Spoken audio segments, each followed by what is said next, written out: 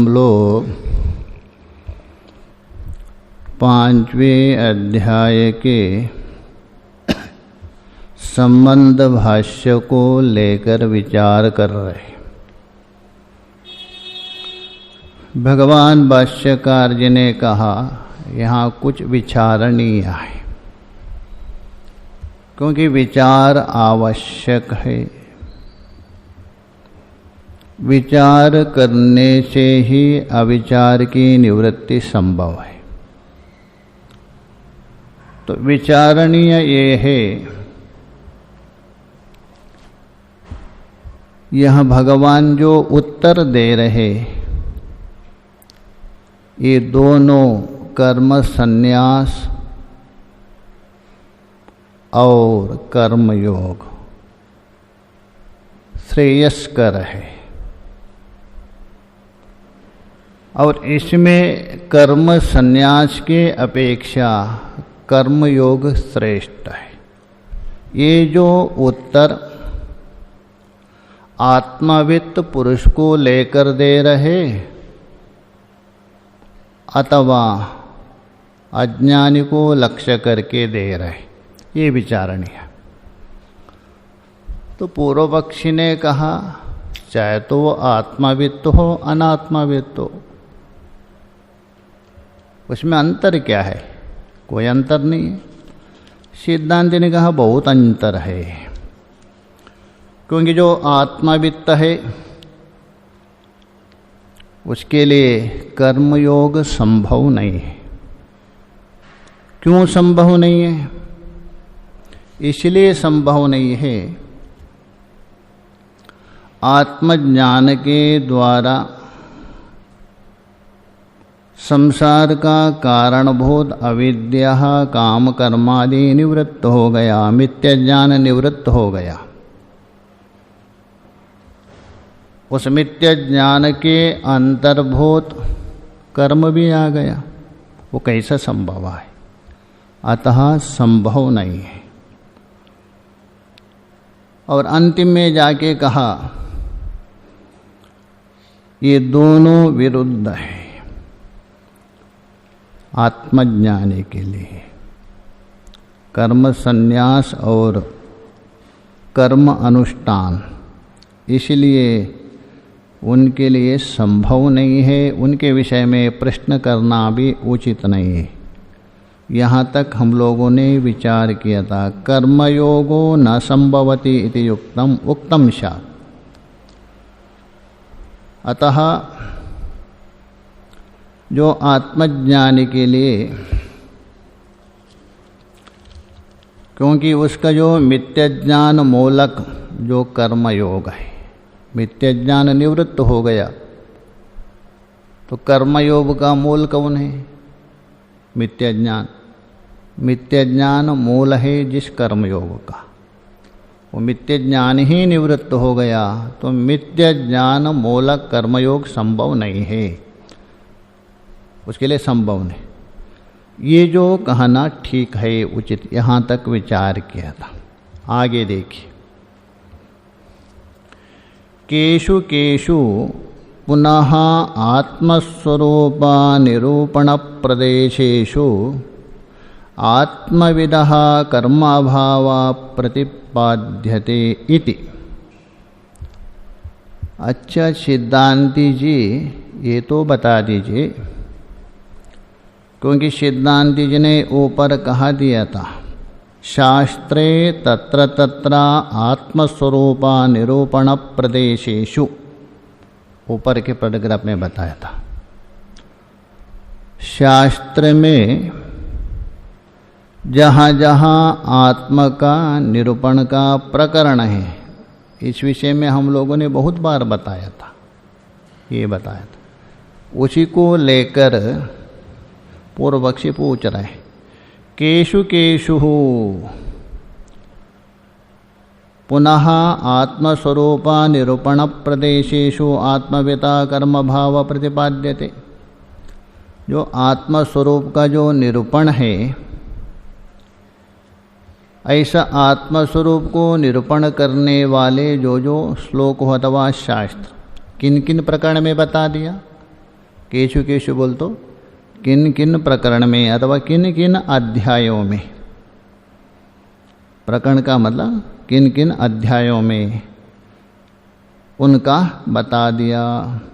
कर्म अभाव प्रतिपद्यते, उसके लिए कर्म का अभाव है। किसके लिए? आत्मविद पुरुष के लिए। इसका थोड़ा ज्ञान तो करवा दीजिए। कहाँ कहाँ बताया आपने? बोल दिया, अब भूल गए क्या तो स्मरण है? ये पूर्व पक्षी ने आक्षेप किया। तो सिद्धांती उत्तर दे रहे, सुनो, हम लोगों ने बहुत दूसरे अध्याय में खूब वर्णन किया उसके विषय में, शायद भूल गए होगी, तो ही बता रहे। देखिए, अत्र उच्यते। अच्छा, आप सुनना चाहते हो? क्या सुनना चाहते हैं? आत्मस्वरूप का जो निरूपण है उस प्रकरण में उस आत्मवित्त पुरुष के लिए कर्म का अभाव है। इस विषय में आप सुनना चाहते हैं? कहाँ कहाँ बताया करके देखिए, दूसरा अध्याय में। तो ये बोल रहे अत्र उच्यते, अत्र बोल तो इस विषय में कहा रहे। अविनाशी तो तद्विद्धि येन सर्वमिदं ततम्, ये दूसरा अध्याय के 17वां श्लोक है। अविनाशी तो तद्विद्धि है, वो आत्मा कैसा है? अविनाशी है, विनाश रहित है।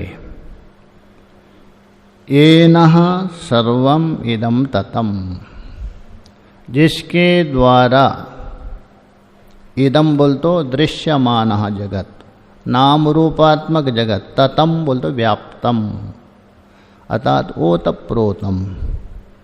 कीदृशा, कैसे ओतप्रोत है, कैसे व्याप्त है? जिस प्रकार दूध में घृत, काष्ठ में अग्नि और तिल में तेल के समान सारे जगत में व्याप्त है, वहाँ बताया।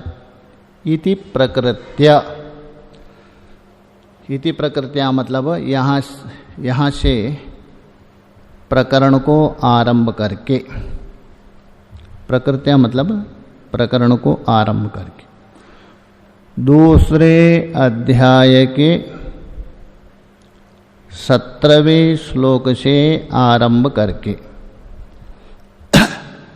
येनं वेत्ति हन्तारं यश्चेनं मन्यते हतम्, यह येनं वेत्ति है, येनं आत्मानं, इस आत्मा को जानता है, हन्तारम यश्चेनं मन्यते हतम्, दोनों लेना।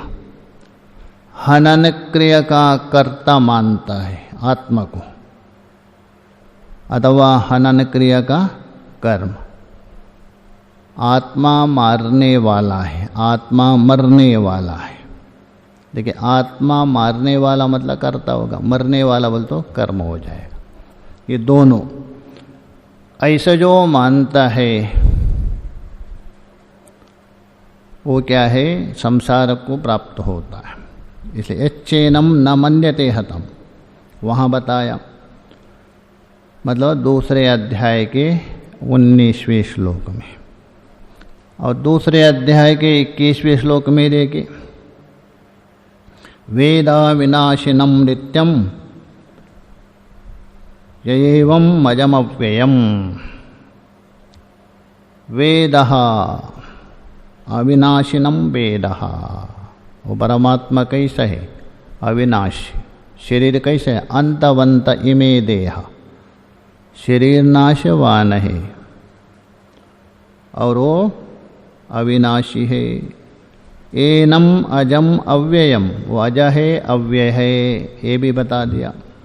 इत्यादो, आदि से और भी लेना। दूसरे अध्याय में जहाँ सांख्य योग का निरूपण किया, वहाँ सारा वही निरूपण बता दिया, सारा वही बता दिया। वही मतलब आत्मवित्त पुरुष है। तो आत्मवित्त पुरुष के लिए जो आत्मा का निरूपण किया है उस प्रकरण में उसको कर्म का अभाव बता दिया। सांख्य योग का प्रकरण में सारा देख दीजिए, थोड़ा सा उठा रहे हैं।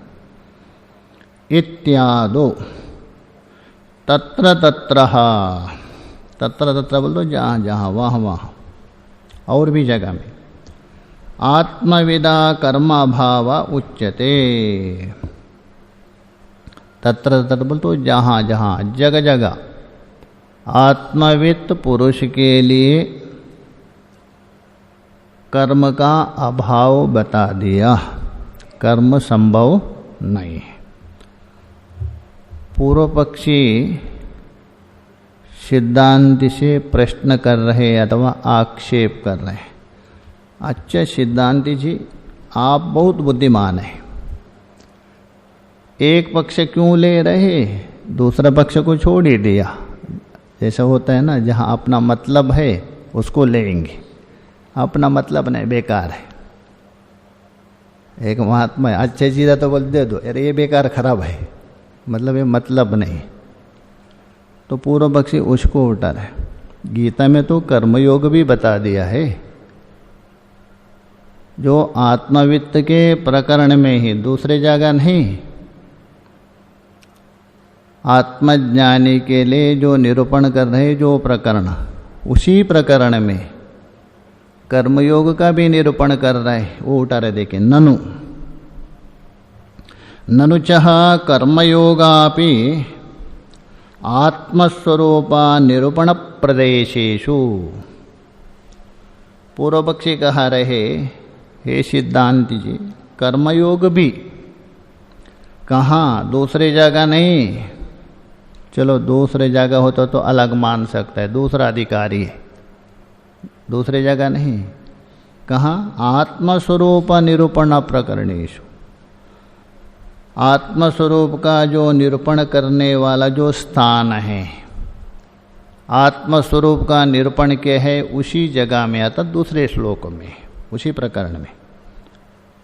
प्रदेशेषु, प्रदेश तो बोल तो स्थान में। तत्र तत्र प्रतिपद्यते, तत्र बोल तो वहाँ वहाँ जगह जगह। प्रतिपद्यते किसका, कर्मयोग का, कर्मयोग का भी निरूपण किया है। तो सिद्धांती पूछेंगे कहाँ बताओ,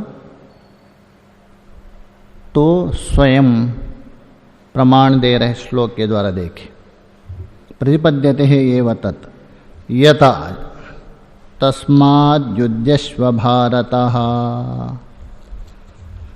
तस्माद् युध्यस्व भारत, वही अंतवंत इमे देहा अनाशीनो प्रमेयस्यः तस्माद् युध्यस्व भारत। अब देखिए, तस्माद् युध्यस्व भारत क्या बता रहे, हे भारत, हे भरत कुल में उत्पन्न हुए अर्जुन, तुम युद्ध करो। युद्ध करो मतलब क्या है, कर्मयोग है कि नहीं। क्षत्रिय के लिए नित्य कर्म है, वो अलग बात है तो कर्म है। युद्ध है क्षत्रिय का नित्य कर्म माना जाता है। तो देखिए हाँ, युद्धस्व, देखिए यद्यपि यह युद्धस्व है ना, लोट का प्रयोग तो कर रहे हैं, तुम का अर्थ में युद्धस्व बनता है, स्व होता है, तुम युद्ध करो यह अर्थ होता है। तो लोट है, लंग है, अनियर है, तब्यत प्रत्यय विधान परक होता है, आदेशात्मक होता है ना विधि अर्थ में। युद्ध करो, करना चाहिए करके। किंतु भगवान भाष्यकार जी ने इसकी व्याख्या करते हुए कहा, यहाँ विधान परक नहीं है। इसी को लेकर भगवान के ऊपर आरोप भी करते बहुत लोग, भगवान को इतनी खुजली क्यों है, ऐसा करते। अर्जुन युद्ध से भाग गए थे, भगवान बोले युद्धस्व, तुम युद्ध करो। अभी देखिए यहाँ भगवान युद्ध करो ये आदेश नहीं दे रहे, क्यों, देखिए, आदेश है विधान किसको होता है? जो कार्य में बिल्कुल प्रवृत्त हुआ नहीं है, बिल्कुल प्रवृत्त नहीं हुआ, तभी उसको विधान किया जाता है। कार्य में जो स्वयं प्रवृत्त हुआ है, किसी कारणवशात, मोह के द्वारा हो, प्रमादवशात हो, आलस्य से हो, कार्य में शिथिलता ला रहा है, तभी उसको बोले तो क्या विधान होता है क्या? ये ज्ञापन है। जैसे कथाकारों की शैली होती, अरे भाई सुनो, अरे भाई सुनो, आए काय के लिए? सुनने के लिए आए ना, इसलिए सुनो आदेश नहीं। यदि आपका मन कहाँ अन्यत्र यदि गया है, उस मन को एकांतर को, ये तात्पर्य। वैसे ही यहाँ युद्ध करने के लिए पहले से ही प्रवृत्त नहीं हुए थे क्या अर्जुन? भगवान ने कितना प्रयत्न किया युद्ध टालने के लिए, अंतिम तक शांति दूत बन के भी गए। तो युद्ध के लिए पहले से ही प्रवृत्त था, दोनों तरफ से शंख भी बज गया, उसके बाद ये क्या है? युद्ध से उपरत हो रहा है। इसको कहते हैं पलायनवाद। जो कर्तव्य को आपने हाथ लेकर उसके बाद छोड़ना क्या है? पलायनवाद। इसलिए भगवान बोल रहे हैं तुम अपना कर्तव्य करो, ज्ञापन करवा रहे, आदेश नहीं है। बहुत लोग बोलते आदेश करके। देखिए, किसी शब्द का हो, किसी वाक्य का हो, यदि विचार करना हो, चिंतन करना हो, आगे पीछे देखना अवश्य है।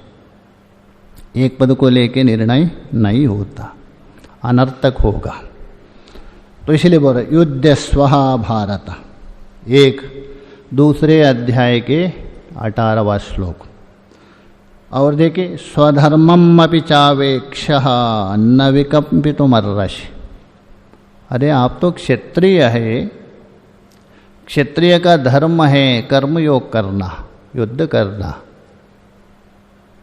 तो ये भी विधान है।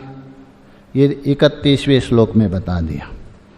और भी देखिए, सबसे कर्मण्येवाधिकारस्तो मा फलेषु कदाचन। हे अर्जुन, तुझे कर्म में ही अधिकार है, कर्म का फल अथवा कर्म का हेतु में अधिकार नहीं।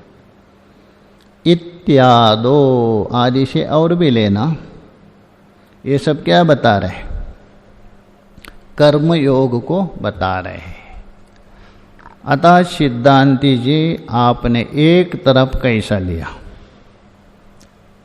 आपने केवल ज्ञान योग लिया ना, यहाँ दोनों बता रहे हैं, कर्म योग भी। ये बोल रहे अतः च कथम आत्मविदा कर्मयोगस्य असंभव स्यात्। अभी अपना प्रतिज्ञा पूर्ण कर रहे हैं। अतः बोल तो अस्मात् कारणात्, इस कारण से आत्मविदः, जो आत्मवित्त है, जिसके लिए वहाँ ज्ञान योग का निरूपण किया है, वो कर्मयोगस्य असंभव कथम स्यात्। इसलिए कर्मयोग का असंभव कैसा होगा? यदि असंभव होता तो जो आत्मज्ञान के प्रकरण में, सांख्य योग के प्रकरण में कर्मयोग क्यों बताया? इसका मतलब असंभव नहीं है। इससे आया क्या निचोड़ के? मतलब जो भगवान आगे उत्तर दे रहे हैं ना, ये आत्मविद पुरुष को लेकर भी संभव हो सकता है, ये भाव है। सिद्धांति कहा रहे अत्र उच्यते, अत्र बोल तो यहाँ बता रहे। देखिए, एक ही प्रकरण में उभयात्मक निरूपण होने पर भी तो वहाँ बलाबल देखा जाता है, अधिकारी कौन है देखा जाता है, वो देखा जाता है। तो इसलिए बता रहे हैं अत्र उच्यते सम्यक ज्ञानः मिथ्य ज्ञानात् तत्कार्य विरोधात्। सिद्धांति ने एक ही हेतु से समाप्त कर दिया। एक हो गया कौन? सम्यक ज्ञान। ज्ञान में एक विशेषण लगा दिया। केवल ज्ञान नहीं, सम्यक ज्ञान। सम्यक तुम किम तावत, सम्यक किसको कहते? सम्यक का मतलब है तत्वज्ञानम। बाकी जितना भी ज्ञान है वो असम्यक व्यभिचारात्मक ज्ञान है। जिस ज्ञान में व्यभिचारत्व नहीं है वही ज्ञान है सम्यक ज्ञान। व्यभिचार बोल तो परिवर्तनशील, तो सम्यक ज्ञानम बोल तो तत्वज्ञानम, आत्मज्ञानम। मिथ्या ज्ञान और तत्कार्य विरोध।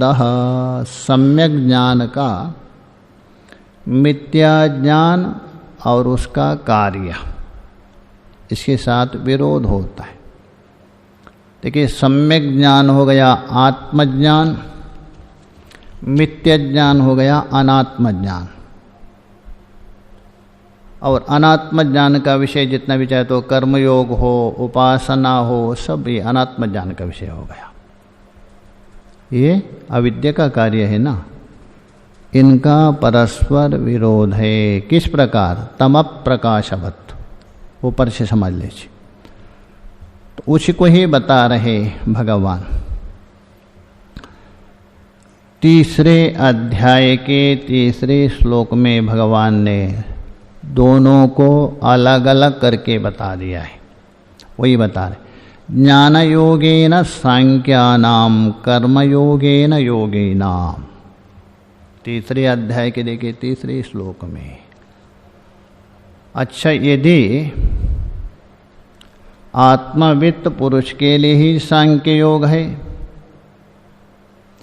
और आत्मवित्त पुरुष के लिए भी कर्म योग है, दोनों को यदि होता तो ये विभाजन क्यों करते भगवान? यहाँ स्पष्ट विभाजन किया है। ज्ञान योगेन सांख्यानाम कर्म योगेन योगिनाम लोकेस्मिन् द्विविधा निष्ठा पुरप्रोक्ता मया नघ। तो यहाँ दोनों बताया, ज्ञान योग के द्वारा सांख्यों को बता दिया और कर्म योग के द्वारा कर्मों को बता दिया, स्पष्ट अलग बता दिया। इति अनेन बोल तो अनेन श्लोकेन सांख्यानाम आत्मतत्वविदाम। अभी सांख्य का मतलब कपिल प्रतिपादित सांख्य नहीं लेना है। वहाँ तो संख्या का गणना किया जाता है जिस शास्त्र में, वो सांख्य कहते। यहाँ सांख्य बोल तो सम्यक ख्यायते प्रकाशते आत्मतत्व इति सांख्य। ये उत्पत्ति का सांख्य मतलब वेदांत, कपिल का नहीं लेना। अनेना सांख्यानाम आत्मतत्वविदाम, जो सांख्य योग के लिए आत्मतत्वविदाम सांख्यानाम, उनके लिए अनेन बोल तो इस श्लोक के द्वारा भगवान क्या बता रहे? जो आत्मतत्वविदाम सांख्यानाम अनात्मवित् कर्तृकः कर्मयोग निष्ठतो निष्क्रिया आत्मस्वरूपा अवस्थान लक्षणाय ज्ञान योग निष्ठया पृथक् करणात्। तो यहाँ भगवान आत्मतत्व को जानने वाले अथवा आत्मतत्व के जिज्ञासु कौन है? सांख्य योगी। और वो कैसा है? निष्क्रिय आत्मस्वरूप। वो निष्क्रिय आत्मस्वरूप से है। जब तक आत्मा में कोई भी क्रिया अध्यारोपित है, जब तक आत्मा में कोई भी क्रिया आप स्वीकार करते हो, तब तक आप आत्मवित्त नहीं हो सकते, मुक्त नहीं हो सकते। इसलिए हम बता रहे हैं निष्क्रिय आत्मरूप से, स्थिति रूप। कौन? ज्ञान योग। ज्ञान योग निष्ठ को किससे बताया? ज्ञान योगेन सांख्या नाम के द्वारा बता दिया। और इस वचन के द्वारा क्या किया? पृथक् करणात्, अलग किया। किससे? कर्म योग की जो निष्ठा है, कर्मयोग की जो निष्ठा है, उस निष्ठा से अलग करके दिखा दिया। यदि एक कर्तृक होता तो अलग करने की क्या आवश्यकता है? अलग करने की कोई आवश्यकता नहीं है। यहाँ भगवान ने स्पष्ट अलग करके बताया। किससे? ज्ञान योगेन सांख्यानाम कर्म योगेन योगिनाम करके। और दूसरा बात है कृतकृत्वेन आत्मविदा प्रयोजनांतराभावात्। आत्मविदा कृतकृत्यत्वेन, जो आत्मज्ञानी है वो कैसा है? कृतकृत्यः। कृतकृत्य मतलब कृतम निष्पादितम। कृत्यम बोल तो कार्यम येना स, इस प्रकार की उत्पत्ति करते। कृत कृत्यम दो पद है ना। कृतम बोल तो निष्पादितम। किम निष्पादितम? कृत्यम। कृत्यम बोल तो कार्यम येना, मतलब सारे कार्य संपादन किया है जिसने, कोई अधूरापन नहीं है, पूर्ण हो गया, ये कृतकृत्य। लोक में जो कृतकृत्य कहते हैं ना, वो नहीं लेना। कभी होते हैं ना, कभी अरे मैं तो अभी कृतकृत्य हो गया, अभी मेरा कोई कर्तव्य नहीं, ये तो आपेक्षिक है, वो नहीं लेना। तो ये बोल रहे एक शब्द से कहा ना तो कृतकृत्य बोल तो पूर्ण हो गया, आगे करने के लिए कोई कर्म अवशेष नहीं है, सारा कर्मों का अभाव हो गया, ये कृतकृत्य कहते। वो किसके लिए? आत्मविदः कृतकृत्वेन, जो आत्मवित्त है कृतकृत्य होने से। प्रयोजनांतराभावात्, आत्मज्ञानी के लिए उस मोक्ष से अतिरिक्त, स्वात्म स्वरूप से अतिरिक्त अन्य कोई प्रयोजन नहीं है। अच्छा, कर्म योग में प्रवृत्त कौन होगा? कोई ना कोई प्रयोजन होना चाहिए ना। प्रयोजनम बिना मंदो भी न प्रवर्तते। प्रयोजन बोल तो फल। आत्मज्ञानी के लिए जो प्राप्त होने वाला जो फल प्राप्त हुआ, और कोई प्रयोजन है नहीं, कर्मयोग में क्यों प्रवृत्त होगा वो?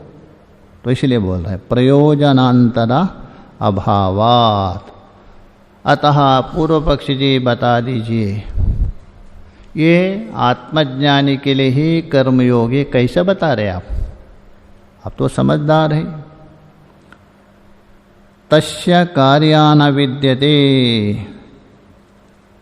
इति ही कर्तव्यांतर अभावात्। तस्यः कार्यम न विद्यते, वही तीसरे अध्याय के 17वें श्लोक में बता दिया। उसका कोई कर्तव्य नहीं है। किसका? आत्मविद पुरुष है, उसका कोई कर्तव्य नहीं। उस आत्म तत्व को जानने के बाद और कोई कर्तव्य नहीं होता है, पूर्णात्मा हो जाता है, कृतकृत्य होता है। इति तस्य कार्यम न विद्यते इति कर्तव्यांतरः अभाववचनात्। ऊपर कहा प्रयोजनांतर भाव, और कोई कर्तव्यांतर का भी कर्तव्यांतर भी नहीं है। क्यों नहीं है? जिस कर्तव्य को, जिसको प्राप्त करना है, यल्लाभा ना परम लाभ, भगवान भाष्यकार जी बता रहे, जिसके लाभ के बाद और कोई लाभ नहीं है, जिसको प्राप्त करने के बाद और कोई प्राप्त करने अवशेष नहीं है, तत्वबोध में बता रहे। इसलिए बता रहे कर्तव्यांतर अभाव वचनात्। न कर्मणामनारंभः नैष्कर्म्यं पुरुषाश्नुते। ये भी तीसरे अध्याय के 4 श्लोक में बताया। न कर्मणामनारंभम नैष्कर्म्यम पुरुषश्नुते संन्यासस्तु महाभावो। ये 5वें अध्याय के 6वें श्लोक में बता दिया। दुःखमाप्तुम अयोगता। अच्छा, बीच में पूर्व पक्षी नहीं है, सिद्धांति ही बोल रहे हैं, तो पूर्व पक्षी आप ही उठा दीजिए। अच्छा, आपने कहा तस्य कार्यम न विद्यते, उसके द्वारा कर्तव्य अभाव बता दिया, तो ये कौन सा भगवान बता रहे? न कर्मणा अनारंभात, कर्मों के प्रारंभ के बिना नैष्कर्म्यत्व को प्राप्त नहीं हो सकता। नैष्कर्म्य भाव है ना, एक नैष्कर्म्य सिद्धि है सुरेश्वराचार्य का। नैष्कर्म्य बोल तो सारे कर्मों से रहित कौन है? आत्मसिद्धि। नैष्कर्म्य सिद्धि तभी होगा, पहले आप कर्म का आरंभ करिए। बिना कर्म के आरंभ से नैष्कर्म्य सिद्धि को प्राप्त नहीं होगा। तो ये क्या हुआ आपका? ये भी नैष्कर्म्य हो रहे।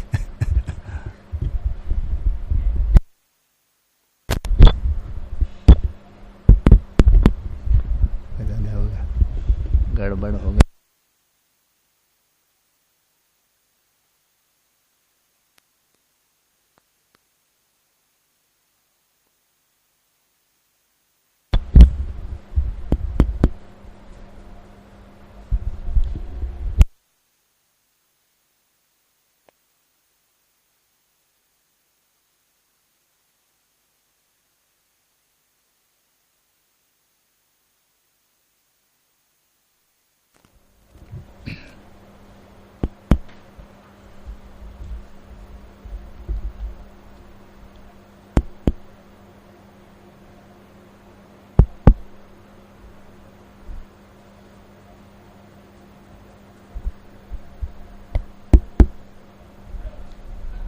इसमें कुछ गड़बड़ तो नहीं?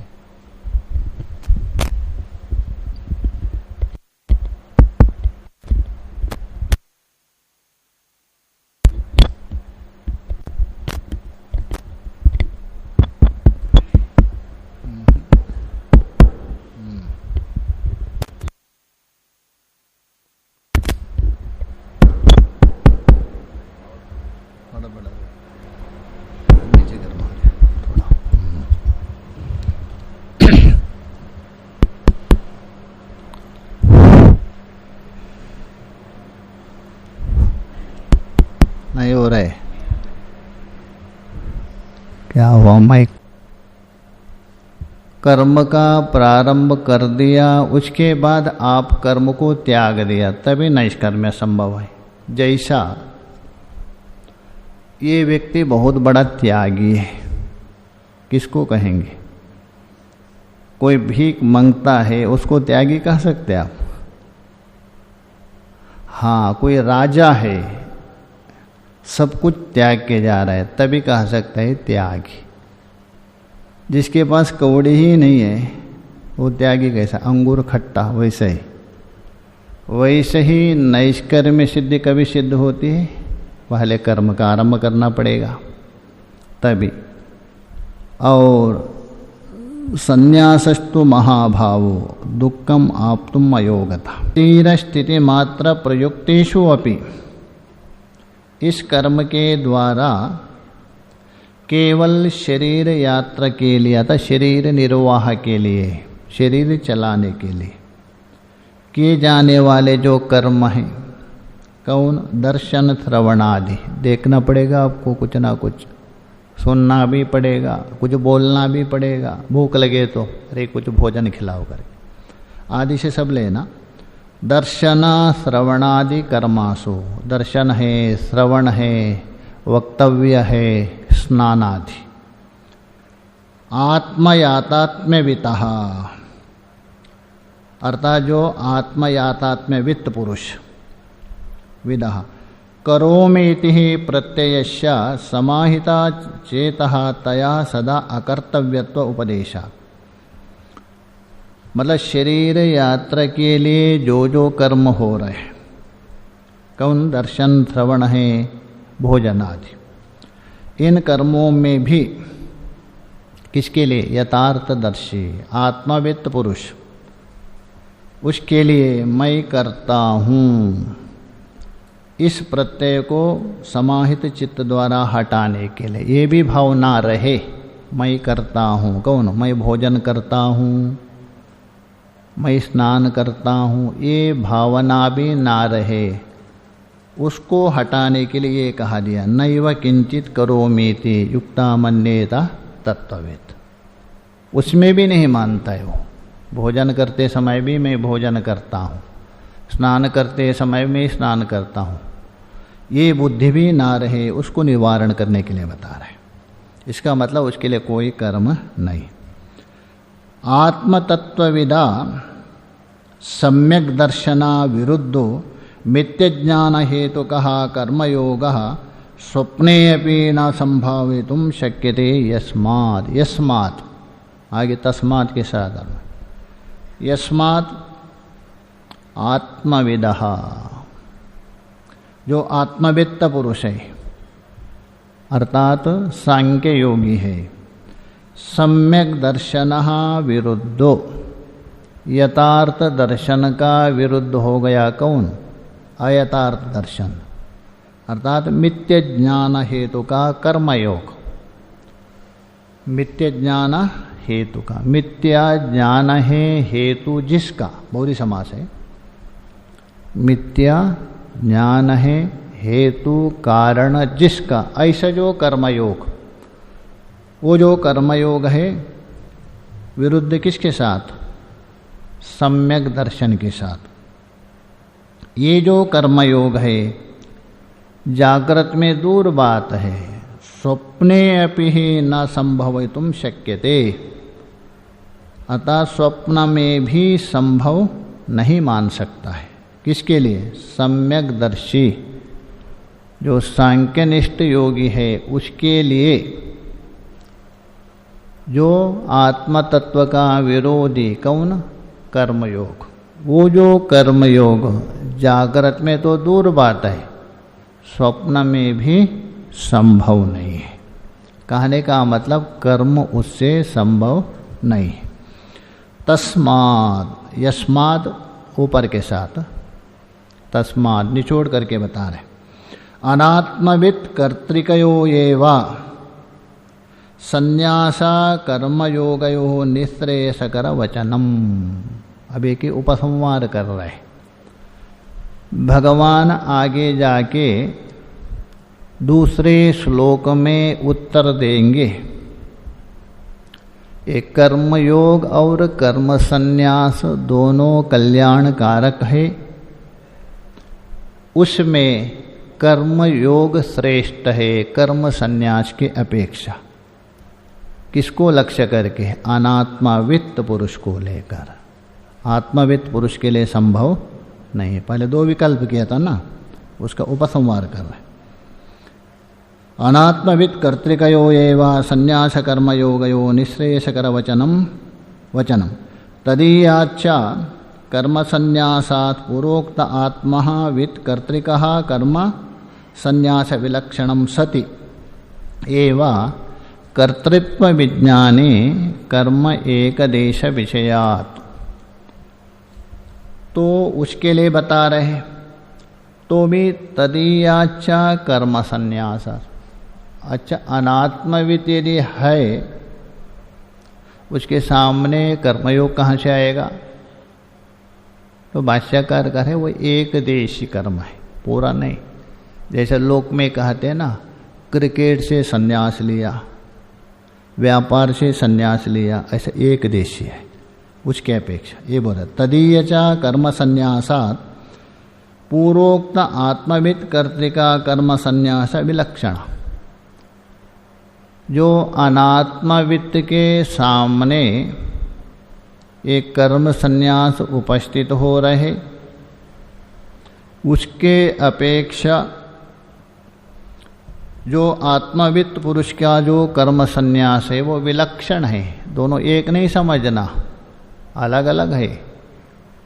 तो ये बोले विलक्षणा सति ये वा कर्तृत्व विज्ञाने, उसके अंदर कर्तृत्व का विज्ञान भी है। किसमें? अनात्मवित्त में। आत्मवित्त में कर्तृत्व विज्ञान नहीं रहता है, इसलिए कर्म एक देश विषयात, वो तो कर्म का एक देश है। अनात्मवित्त का जो संन्यास है ना, वो कर्म का एक देश है। यम नियमादि सहितत्वेन चह दुरानुष्ठेयत्वात् सुकरत्वेन चह कर्मयोगस्य विशिष्ट अभिधानात्। और यम नियमादि साधनों से युक्त होने के कारण, यम है नियम है ये सब चाहिए संन्यासयोग के लिए, उसके बिना चलेगा नहीं। विशेष रूप से साधन चतुष्टय भी चाहिए, तो इसलिए बोला यम नियम आदि साधन से युक्त होने के कारण, और अनुष्ठान करने में कठिन भी है ऐसा संन्यास योग, सरल नहीं है। विधिवत जो संन्यास योग है उसका पालन करना भी कठिन है, इसलिए उसके अपेक्षा कर्म योग क्या है? सुकर है, मतलब सरल है। तो ये बोल रहे कर्मयोगस्य विशिष्टत्व अभिधानम, तभी जाके कर्मयोग को श्रेष्ठता कहा गया, अन्यथा नहीं। नहीं तो श्रेष्ठ कौन है? संन्यास योगी श्रेष्ठ है। कुछ अपेक्षाकृत बता दिया। अथवा अविवेक पूर्वक बिना विचार से जो संन्यास ले रहे, उसके अपेक्षा कर्मयोग श्रेष्ठ है, ये भी एक पक्ष है। एवं अभी निचोड़ के ला रहे हैं, प्रतिवचना वाक्यार्थ निरूपणेन। प्रतिवचन मतलब अर्जुन का जो प्रश्न था उसके जो प्रतिवचन बोल तो भगवान ने दिया हुआ उत्तर, ये दोनों श्रेष्ठ है करके। तो प्रतिवचन वाक्यार्थ निरूपणेनापि पूर्वोक्त पृष्ठु, पूर्वोक्त बोल तो पहले बताया वो जो पूछने वाला अर्जुन, अभिप्रायो निश्चयते स्थितम। कभी कभी प्रश्न निश्चय नहीं होता है आपको, किंतु जो उत्तर दे रहे ना, उत्तर दे रहे उसके द्वारा प्रश्न निश्चय कर सकता है। इसलिए यहाँ भगवान उत्तर दे रहे, दोनों क्या है? श्रेयस्कर है। उसमें कर्म संन्यास के अपेक्षा कर्म श्रेष्ठ है, उत्तर दे रहे। इससे भी पूछने वाला जो अर्जुन है, इसका प्रश्न अनात्मवित्त पुरुष का है, निश्चय होता है। अर्जुन जो पूछ रहे हैं ना, वो प्रश्न अनात्मकर्तृक है, आत्मकर्तृक नहीं है। निश्चयते इति स्थितम, मतलब भगवान के उत्तर के द्वारा भी जो अर्जुन ने पहले प्रश्न किया था, ये प्रश्न अनात्मवित्त कर्तृक है, ये भी निश्चय किया जाता है। स्थितम। अच्छा, इससे पहले तीसरे अध्याय के प्रथम श्लोक में भी यही प्रश्न किया था, वहाँ तो निर्णय हुआ है जायसी चेत कर्मणस्ते मता बुद्धि जनार्दन। तो उस श्लोक में जायसी चेत कर्मणस्ते, कर्म के अपेक्षा कर्म संन्यास श्रेष्ठ है। कर्म के अपेक्षा कर्म संन्यास श्रेष्ठ, ये तो आपने बता रहे। और मुझे कहाँ प्रवृत्त करवा रहे? कर्म में प्रवृत्त करवा रहे। इति अत्र ज्ञानकर्मणो सह संभवे यत् श्रेयः एतयो तद्मे ब्रूहि इति एवं प्रश्न। अत्र बोल तो इस श्लोक में, कौन सा? तीसरे अध्याय के प्रथम श्लोक में, जायसी चेत में, ज्ञान और कर्म का सह संभव बोल तो एक साथ साधन होना असंभवे, दोनों एक साथ संभव नहीं होगा। विरुद्ध है ना, असंभव होने। तो ये बोले सहसंभवी, अतः होना असंभव समझ करके। यत् श्रेया एतयो यश्रेया, इनमें जो श्रेष्ठ है, तदेकं वद निश्चित्यः येन श्रेयहम् आप्नुयात्। अर्जुन ने वहाँ भी बताया था, इन दोनों में से जो श्रेष्ठ है आप निश्चय करके बता दीजिए। वहाँ अर्जुन ने वहाँ भी बता दिया। तो श्रेय एतयोर तद्मे ब्रूहीति एवं पृष्ठ का अर्जुनेन। भगवान सांख्यानां सन्यासिनां ज्ञानयोगेन निष्ठः पुनः कर्मयोगेन योगिनां निष्ठा प्रोक्ता इति निर्णयं चकार। तो अर्जुन ने पूछा था इन दोनों में एक श्रेष्ठ है इस प्रकार। तो भगवान ने यह निर्णय किया कि वहाँ सांख्य योगियों के अर्थात जो कर्म संन्यासी है उनके लिए ज्ञान योग की निष्ठा और योगियों की निष्ठा है कर्म योग से कहा दिया, वही बता दिया। ज्ञान योगेन सांख्यानाम कर्म योगेन योगिनाम, तीसरे श्लोक में बता दिया, वहाँ विभाजन करके बताया था। ये तो बता दिया। न च संन्यासनादेव केवला सिद्धिं समधिगच्छति, चौथे श्लोक में ये भी बता दिया। न च संन्यासनादेव सिद्धिं समधिगच्छति, केवल कर्मों का संन्यास करने मात्र से आपको सिद्धि प्राप्त नहीं होगा, वही बताया था। समझिए, इति वचनात् ज्ञान सहितस्य सिद्धि साधनत्वम इष्टम। ये जो भगवान का वचन है तीसरे अध्याय के चौथे श्लोक का, इस वचन से ज्ञान सहित संन्यास को ही सिद्धि का साधन माना है।